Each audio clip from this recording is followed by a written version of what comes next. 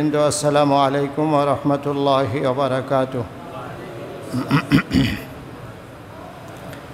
সুবিশাল বিস্তীর্ণ আকাশের মালিক, প্রশস্ত জমিনের মালিক, কুল কায়নাতের মালিক মহান আল্লাহ রব্বুল ইজ্জত, তার দরবারে অসংখ্য অগণিত কৃতজ্ঞতা আদায় করছি, যিনি সুস্থতার সাথে জুমা পূর্বে আলোচনা এবং জুমার জামাতে শরীক হওয়ার নিয়তে এই মসজিদে সমবেত হওয়ার তৌফিক দান করলেন। আমরা সকলেই বলি আলহামদুলিল্লাহ। নেক কাজ করার তৌফিক আল্লাহ রাব্বুল আলামিন দিলেই বান্দা করতে পারে। বান্দার শক্তি বলে, ডিগ্রির বলে, তারপর স্বাস্থ্য এবং বংশ বুনিয়াদ সম্ভ্রান্তির বলে মানুষ ভালো কাজ করতে পারবে এমন কোনো গ্যারান্টি নেই। আমরা এখানে যারা আসছি আমাদের চেয়ে অনেক জ্ঞানী গুণী মানুষ, অনেক বুদ্ধিওয়ালা, টাকা পয়সাওয়ালা, ডিগ্রিওয়ালা মানুষ আজকে জুমার দিনও হাজার হাজার মসজিদের, লক্ষ লক্ষ মসজিদের বাইরে থাকবেন, এই দিনও তারা মসজিদে আসবেন না।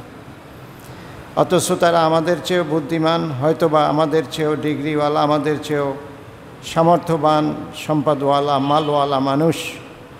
আল্লাহ তাদেরকে এই মসজিদে আসার সুযোগ দেন নাই। আমরা সব দিক থেকে পিছিয়ে থাকলেও আল্লাহ আমাদেরকে তার দরবারে এনে এগিয়ে রেখেছেন, এই জন্য আমরা আবার আলহামদুলিল্লাহ বলি। এই জানলাটার দুই একটা পাট খুলে দাও।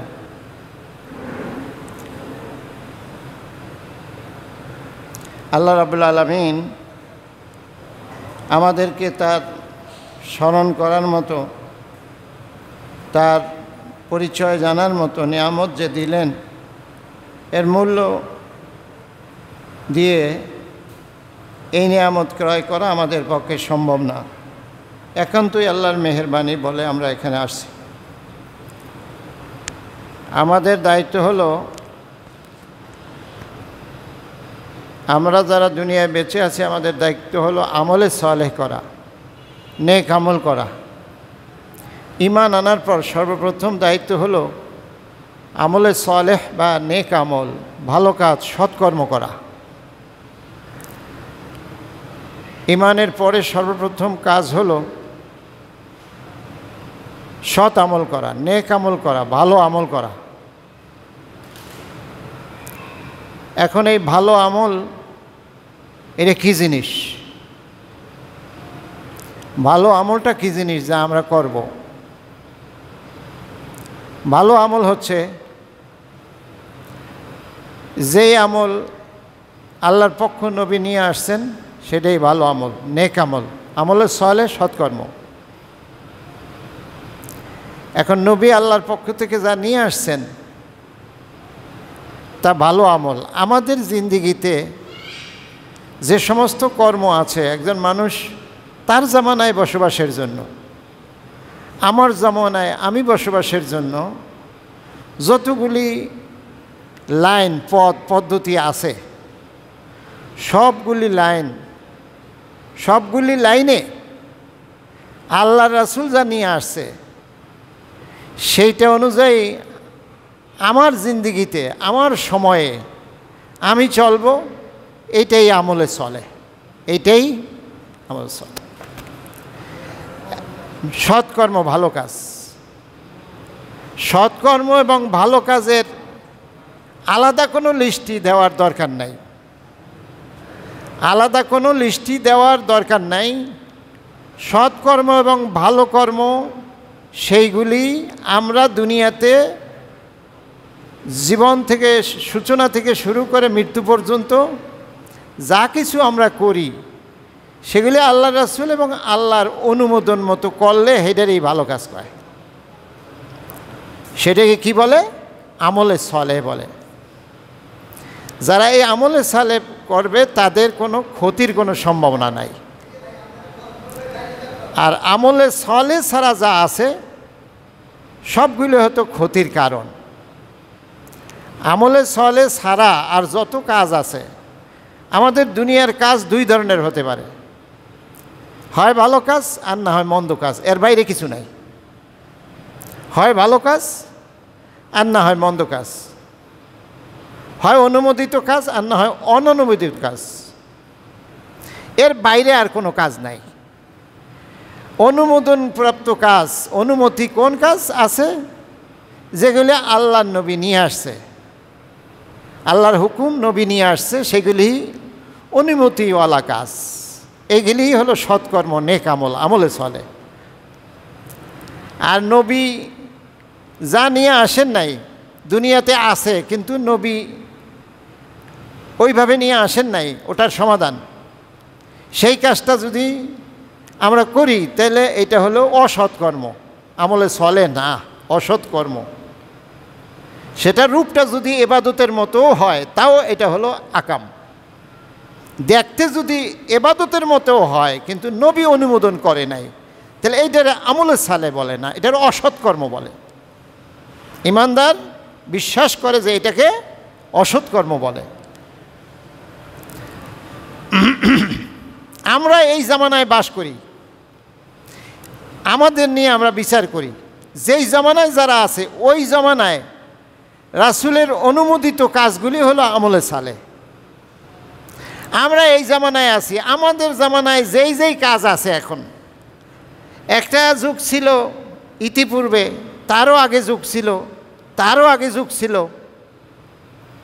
পূর্বে যে সব যুগ ছিল সেই সব যুগে যেই কাজগুলি ছিল, এখনকার যুগে কাজ বাড়ছে। মানুষ জীবনযাপনের জন্য এখনকার সময়ে নানান পথ বেড়ে গেছে। আমাদের চলার পথে, আমাদের চলার উপকরণ, চলার পথ আগের চেয়ে অনেক বাড়ছে। আগে মানুষ সাধারণত ঘর সংসার করত, কয়েকটা জিনিস, হাল চাষ, ছোটো চাকরি বাকরি, শিক্ষকতা। এখন কিন্তু শিক্ষকতা, ছোটোখাটো কলকারখানা, এই হাতে গোনা কিছু কাজকর্ম ছিল। এখন কাজের পরিধি বাড়ছে, আল্লাহর রাসূলকে মানার পরিধি ও বাড়বে। তখন কাজ ছিল কম, আল্লাহর রাসূলের মানার জায়গাও ছিল কম। এখন কাজও বাড়ছে, রাসূলকে মানার জায়গাও বাড়ছে। তার মানে কাজ যত বাড়বে তত রাসূলকে মানার জায়গাও বাড়বে। আর আমরা যদি আগের যুগের যে কয়টা কাজ ছিল ওই কয়টা বাদ দিয়া বাকি নতুন যে কাজ বাড়ছে এটা যদি মনে করি যে আমাদের মতো করলে হবে, তাহলে আমলে চলে হবে না, এটা সৎকর্ম না, এটা অসৎকর্ম। কেন? এর দলিল হলো এই যে কোরআন এবং নবী। কোরআন হচ্ছে 104খানা ছোট বড় আসমানি কিতাবের মধ্যে সবার শেষে আসছে।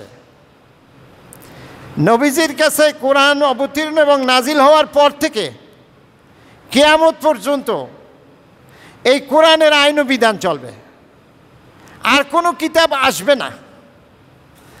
যত কাজই বাড়ুক সমাধান এখান থেকেই নিতে হবে, কাজ যত বাড়ুক সমাধান এখান থেকে নিতে হবে। প্রশ্ন হতে পারে যে হুজুর এত ছোট্ট বইয়ের মধ্যে এতগুলো লক্ষ কোটি সমস্যা এখন বাইরেছে, এইটার সমাধান কি আছে?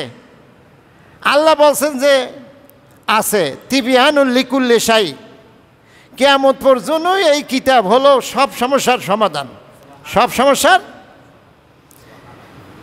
এটা স্বয়ং আল্লাহর কথা, কোনো গাঁজাখোর লোকের কথা না, কোনো নেতা ফেতার কথা না, যিনি এই কিতাব নাজিল করছেন তার কথা। কিয়ামত পর্যন্ত আর কোনো নবীও আসবে না, কিতাবও আসবে না। কাজ 1400-1500 বছর আগের যেই সমস্ত কাজ ছিল, এখন মানুষের দুনিয়া চলার জন্য, আমরা চলার জন্য, জীবনযাপনের জন্য লক্ষ কোটি গুণ কাজ বাড়ছে। এই লক্ষ কোটি গুণ কাজেরই সমাধান কোরআনে আছে, কোরআনে আছে। এইটা কি আপনারা বিশ্বাস করেন? যদি যারা যারা করেন তারা জোরে আওয়াজ দিয়ে বলতে পারেন, নাহলে সন্দেহ আছে। এইটা যদি বিশ্বাস না করেন তো আপনি ইমানই নাই। এইটা বিশ্বাস না করলে আপনার ইমান না, আপনি কোরআন মানেন না। এখন থেকে কোরআন নাজিল হওয়ার পর থেকে কিয়ামত যতদিন না হবে ততদিন যদি আমরা বাইচে থাকি, আল্লাহ না করুক, কালকে সকালবেলা যদি কিয়ামত হয়, 1 সপ্তাহ পর যদি হয়, আমরা তো বাইসে আছি, যতদিন আমরা বাইসে আছি, আরও যদি 200 বছর আমাদের হায়াত হয়, আমাদের পরে যারা ঈমান আনবে তাদের হায়াত যদি আরও 2000 বছর হয়, তারপরে যারা ঈমান আনবে তাদের হায়াত যদি 1 কোটি বছর হয়, এর মধ্যে আর কোনো আসমানি কিতাব আসবে না, এর মধ্যে কিতাব একটাই, তার নাম কি? এই ফাঁকে যত সমস্যা আসবে সবগুলির সমাধান যদি আপনি কোরআন থেকে এবং নবী থেকে নেন, তাহলে আপনি মুসলমান, না হলে আপনি বেঈমান। আপনি ভালো কাজ করেন, না হলে আপনার আকামা, আপনার অসৎ কর্ম। এই কথার সাথে যদি একমত হন তাহলে আপনি ঈমানদার, নাহলে বেঈমান।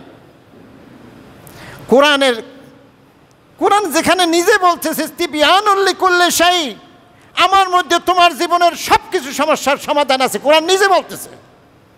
সেখানে আপনি বলতেছেন আমি কোরআন মানি, কিন্তু আপনার জীবনের নানান সমস্যায় আপনি কোরআনের কাছে প্রশ্ন করেন না, আপনার মতো করে আপনি আমল করতেছেন, জিন্দিগি চালাইতেছেন, আবার কোন কোরআন মানি, আপনি মুনাফিক। আল্লাহ বলছে সব সমাধান আছে, আর আপনি বলতেছেন না অমুক বাকিটা আমার হাতে, আমার মুরব্বীর হাতে, আমার নেতার হাতে, আমার পীর সাহেবের হাতে, আমার মসজিদের খতিব সাহেবের হাতে। তাহলে আপনি মুনাফিক, আপনি বেঈমান, আপনি কোরআন মানেন না, আপনি কোরআন অস্বীকার করেন, আর যত কাজ করেন আপনি অসৎ কর্ম করেন। আল্লাহ বলছিল আমিলুস সালেহাত, সৎ কাজ করো, নেক কাজ করো। নেক কাজ কদ্দুর?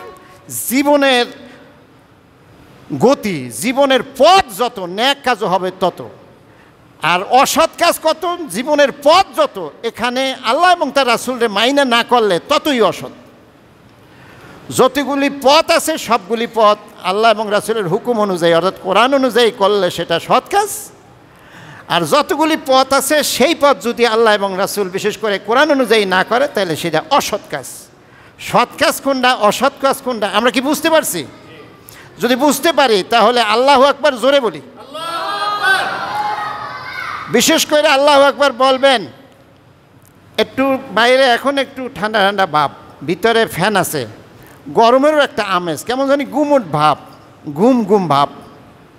এখন ঘুম আসতে পারে, যখন তাকবীর দিতে বলবো তখন আরেকজনে যে ঘুমায়, যদি কেউ ঘুমায় তার কানের ধারে গিয়ে জোরে তাকবীর দিবেন, পারবেন?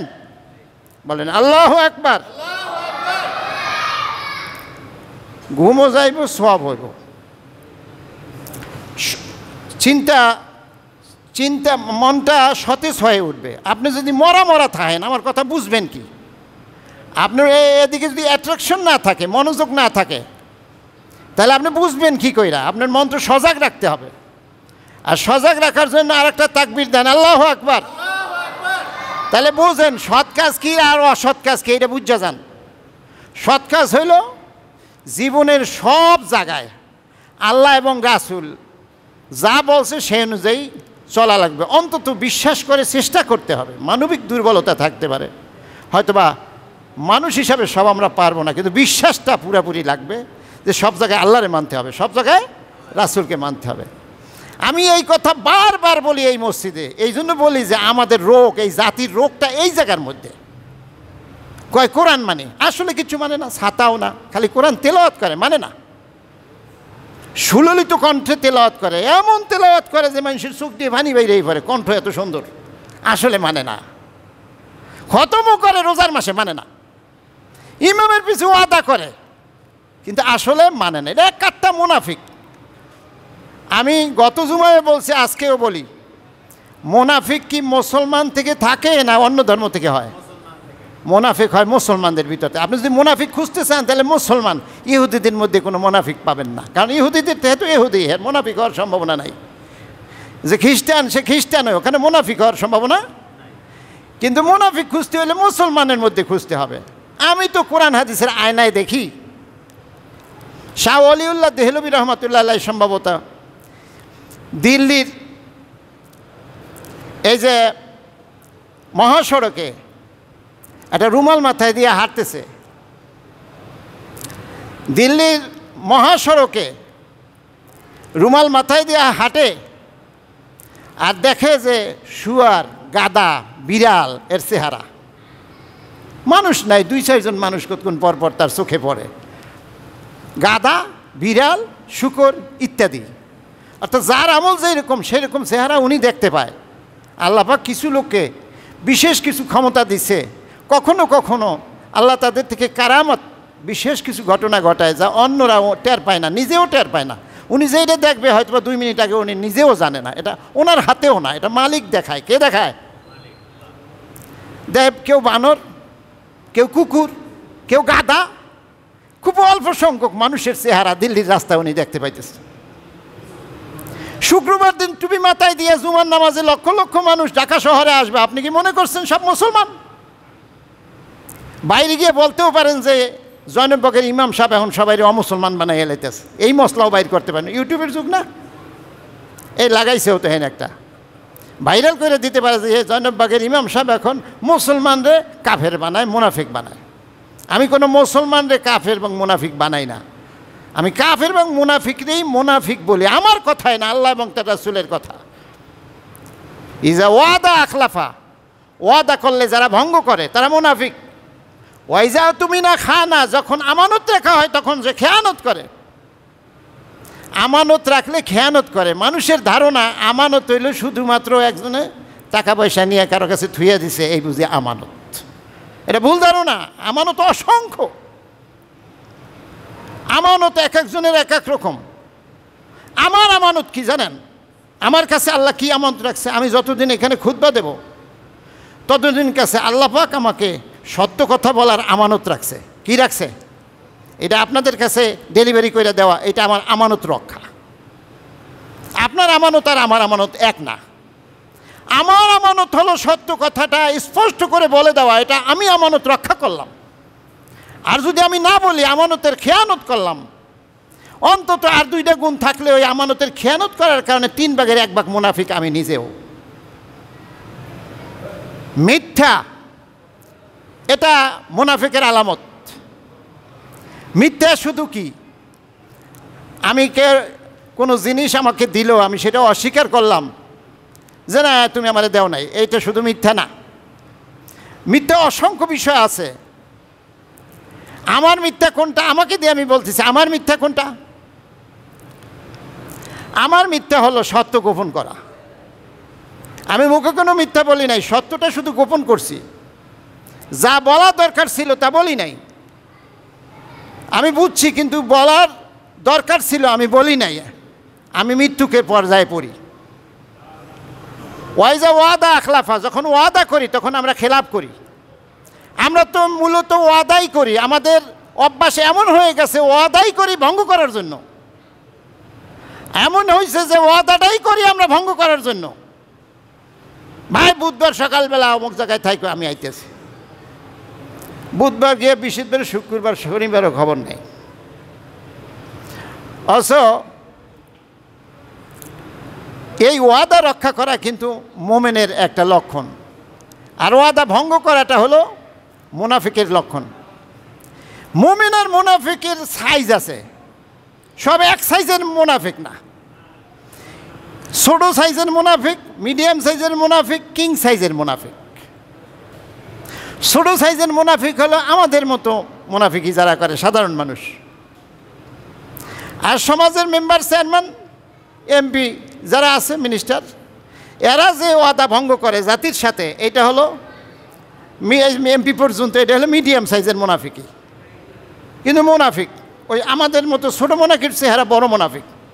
আর জাতীয় মুনাফিক হলো তারা যারা মূল নির্বাহী ক্ষমতার মালিক, দেশ পরিচালনা করে, ওই সমস্ত লোকেরা জাতির সাথে যা ওয়াদা করে, যে নির্বাচনের সময় যে ইশতেহার দেয় মানুষের সাথে, যে ওয়াদা করে, শতকরা 90% যেগুলি তারা পালন করে না, এরা হইল জাতীয় মুনাফিক। এরা কি মুনাফিক? তাহলে মুনাফিক কয় প্রকার? প্রথম প্রকার ছোট সাইজ, আর দ্বিতীয় প্রকার মিডিয়াম, বড় প্রকার কিং সাইজ। এই 3 ধরনের মুনাফিকি। মুনাফিকি কইলেই মানুষে মনে করে যে ছোটোখাটো কোনো জিনিস। মুনাফিকি কোনো ছোট জিনিস না। আল্লাহ ঘোষণা দিচ্ছে জাহান্নাম, কোরআনে আয়াত, জাহান্নামের সবচেয়ে তলদেশে, কাফেরের নিচে যাদের জঘন্য বাসস্থান, তারা হলো মুনাফিক। আপনি আমি নিজের জীবনের সাথে একটু মিলিয়ে দেখি, কোনো না কোনো দিক থেকে মুনাফিকি আমার মধ্যে ঢুকছে কিনা। সমূহ সম্ভাবনা। আমি তো কোরআন হাদিসের আলোকে দেখি চতুর্দিকে, আলেম হইতে গায়রে আলেম, সাধারণ মানুষ সব মিলাইলে দেখি যে 90% মুনাফিকি দেখা যাইতেছে। কত ভাগ? কেউ বুঝা, কেউ না বুঝা। যারা না বুঝা করে তাদেরকে বুঝানোর দায়িত্ব এখান থেকে, যারা না বুঝা করে তাদেরকে বুঝানোর দায়িত্ব এখান থেকে। এখান থেকে যদি না বুঝানো হয় তাহলে সত্য গোপন করার অপরাধে কিয়ামতের দিন আমার যারা যারা বলবে তাদের জিহ্বা কাটা হবে, এটা হাদিস। এখান থেকে যদি স্পষ্ট করা না হয় কিয়ামতের দিন জিহ্বা কাটা হবে, এটা সহিহ হাদিস। তো আমি চাই না যে আমি এই সত্য গোপন করার অপরাধে কিয়ামতের দিন আসামি হই। আপনারাও আসামি হয়েন না, কারণ মুনাফিকি ওয়াদা ভঙ্গ করা আর যারা ওয়াদা ভঙ্গ করে তাদের সাপোর্ট করা দুইটা সমান অপরাধ। অপরাধ যে করে আর অপরাধ যে সহে দুইজনই সমান অপরাধী। আমার সমাজে যে আজকে অন্যায় অনাচারে সব কিছু ভরে গেছে, একদিনে হয়েছে? এই আমি আপনি মুখ বুঝে থাকার কারণেই তো আজকে এই পর্যায়ে গেছে। এই জন্য আপনি মনে করছেন 2-4 ওয়াক্ত নামাজ পড়ে জুমার দিন আইসা তাহাজ্জুদ পড়া পার পাইয়া গেছি। ওই হাদিসটা আমি বারবার বলি, আজকেও প্রসঙ্গক্রমে বলি, মানরা আমিন কো মন কালান, যে ব্যক্তি মন্দ কাজ দেখলো অথচ নিজে হাত দিয়ে বাধা দিল না, অথবা মুখ দিয়ে সে বুঝাইল না, যুক্তি দিল না, অথবা অন্তর দিয়ে ঘৃণার মানে হলো এখানে পরিবর্তনের জন্য কোনো পরিকল্পনা নিল না। ওই অন্যায় কাজটা বদলাবার জন্য অন্তর দিয়ে কোনো ঘৃণা তো করলই, অন্তর দিয়ে কোনো পরিকল্পনা করলো না, তার ইমান যায় এনি টাইম বেঈমান হয়ে যাবে, এনি টাইম। আপনি হিসাব করেন তো বেশিরভাগ 99% মানুষ এই পর্যায়ে পড়ে, যার ইমান যায়। ইমান আমরা মনে করছি ইমান এমন একটা জিনিস যা সাজাই গুছাই রাখছে, ওইটা আমি আইনা আমার রুহের মধ্যে দিয়ে দেবো, এরকম না। ইমান হইল এই কাজের নাম, কিছু কাজ যা জীবনব্যাপী করতে হয়। ইমান কোনো একটা বিষয়ের উপর নিবন্ধ না। ইমান হলো অন্তরে বিশ্বাস, মুখে স্বীকার, কর্মে সেই কাজ করে দেখাইতে হবে। আমরা মুখে বিশ্বাস করি, হুজুর যা বলেন সব আমরা মানি, হুজুর কোরআন আমরা মানি, যা ওয়াজ করেন তাও মানি, কিন্তু আমি যেই জায়গায় আছি ওই জায়গায় আমরা ওই কাজ যেভাবে বলা হয় সেভাবে মানি না, তাহলে আসলে মানা হয় না। কর্মে যদি কাজ না করা হয়, আসল ইমান হলো বাস্তবায়ন। ইমানের বাহ্যিক রূপ হলো বাস্তবায়ন। পৃথিবীতে মানুষের বিচার করা হবে বাহির দেখে, ভিতর দেখে না। ভিতরের মালিক আমরা না, ভিতরের বিচার করবেন আল্লাহ, বাহির দেখে বিচার হবে।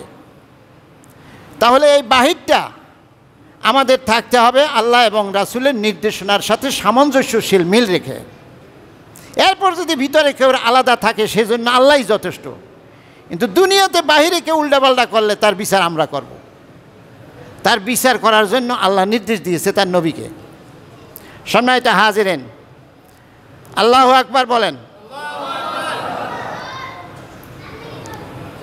আমরা বলতেছিলাম যে প্রথম যে আয়াতটা আমি আপনাদের সামনে তেলাওয়াত করছি তা হলো আমরা মানুষের কাছে দায়ী হতে হবে, মানুষের কাছে দাওয়াত দিতে হবে। এখন আমরা দাওয়াত দেওয়ার জন্য যে জিনিস প্রয়োজন তা হলো নিজে ওই জিনিসটা আমল করা। তা আমরা যে যদ্দূর আমল করি এইখানের দাওয়াত অন্তত অন্যের দেওয়া, এটা নবীওয়ালা কাজ। যে যতটুকুন আমল করি অন্তত অতটুকুন দাওয়াত অন্যের দেওয়া, এটা কি কাজ? নবীওয়ালা কাজ। যেই পরিমাণ যেই যোগ্যতা দাওয়াত দেওয়ার, সে ওই পরিমাণ ওই যোগ্যতা অনুযায়ী সে দাওয়াত দেবে। তার চেয়ে ভালো ওমান আহসানু কাওলাম মিম্মান দাআ ইলাল্লাহ, তার চেয়ে ভালো কথা কার হতে পারে যারা মানুষকে আল্লাহর পথে ডাকে, আল্লাহর কথা স্মরণ করাইয়া দেয়। তাদের চেয়ে ভালো মানুষ আর কেউ হতে পারে না। ওমান আহসানু কাওলাম মিম্মান দাআ ওয়া আমিলা সালিহান, এবং এই যে আমলের সলে ভালো কাজ করে, এতক্ষণ যার ব্যাখ্যা দিলাম ভালো কাজ কি, ভালো কাজ যারা করে। আচ্ছা, এক কথায় আপনারা উত্তর দেন তো, যে ভালো কাজের যে আমি ব্যাখ্যাটা এতক্ষণ দিলাম এক কথায় যদি বলে তাহলে ভালো কাজ কারে কয়? আল্লাহ এবং তার রাসূল যেটার অনুমতি দেয় সেটাই হলো ভালো কাজ। সোজা কথা। এর মধ্যে আপনি কোটি কোটি ভালো কাজ আপনি বাছাই করে নেবেন, এই কোষ্টি পাথরে আপনি যাচাই করে নেবেন। আল্লাহ এবং রাসূল যেটার অনুমতি দেয় সেটাই ভালো কাজ, আর তারা যা অনুমতি দেয় না এইটাই অসৎকর্ম, খারাপ কাজ। ওয়া আমিলা সালিহান, যে ব্যক্তি আল্লাহর মানুষকে আল্লাহর পথে ডাকে আর ভালো কাজ নিজে করে। ওয়াকালা ইন্নানি মিনাল মুসলিমিন, আর ঘোষণা দেয় আমি একজন মুসলমান, আমি একজন, ফুসফুস ফুসফুস করে না। দাওয়াতে গেলে, এই যে বিয়ের দাওয়াতে গেলে নারী পুরুষ এক জায়গায় বসায়, যার সামর্থ্য আছে হেও বয়, মাঝখানে একটা পর্দা দিলেই কিন্তু হয়ে যায়।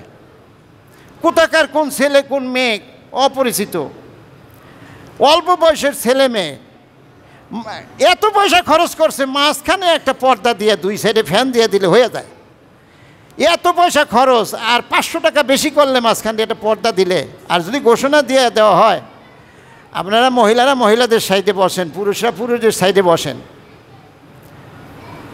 আবার যখন মানুষ খাইতে বসে, খাইয়া কদ্দুর খাইয়া বাহিরা ফালাইতে হয়, শহরে যাই দেখবেন এই যে ফালাইয়া রাখছে, অনেক নিজেদেরকে অনেক মডার্নভাবে এইরকম এরিয়াগুলিতে গিয়ে দেখবেন তারা